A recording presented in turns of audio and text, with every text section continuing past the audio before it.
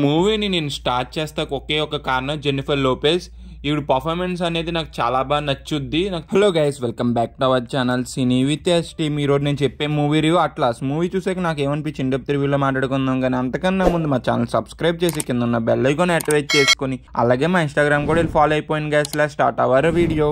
Atlas ఇది ఒక sci-fi action movie. ఈ మూవీ వచ్చి ఏంటంటే తెలుగులో స్ట్రీమ్ అవుతుంది నెట్ఫ్లిక్స్ లో. మూవీని నేను స్టార్ట్ చేస్తాకు ఒకే ఒక కారణం జెన్నిఫర్ లోపెజ్. ఈవిడ పర్ఫార్మెన్స్ అనేది నాకు చాలా బాగా నచ్చుద్ది. నాకు చాలా బాగా చేసింది కూడా. ఇటు చేసిన పాత మూవీస్ చూసిన వాళ్ళు అయితే మాత్రం ఆవిడ పర్ఫార్మెన్స్ కి ఫ్యాన్ అయిపోతారు మీరు. Coming to the story line, మన హీరోయిన్ పేరు అట్లాస్. తను ఒక సైంటిస్ట్. తనకి ఏ అంటే అసలు నచ్చదు ఆర్టిఫిషియల్ ఇంటెలిజెన్స్ అంటే.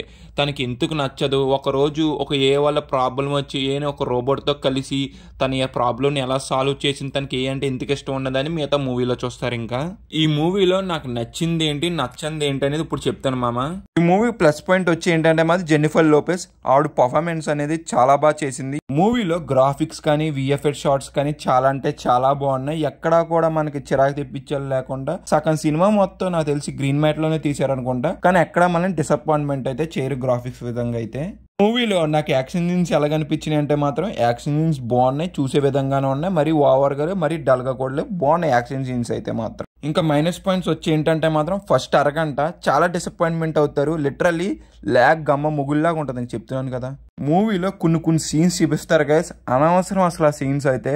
ఎందుకు చూపిస్తున్నారు వాళ్ళకి తెలియదు, మనకి తెలియదు. డైలాగ్స్ కూడా కొన్ని అసలు అర్థం అవ్వకుండా ఉంటాయి. ఎందుకో మరి నాకైతే మాత్రం అక్కడైతే ఆ సినిమాని నచ్చలేదు గైస్. నాకు అసలు టోటల్లీ డిసప్పాయింట్మెంట్ చేసింది. అసలు ఫస్ట్ అరగంట అయితే మాత్రం లిటరల్లీ చిరాకు తెప్పించింది, ఆపేయాలనిపించింది సినిమా అయితే.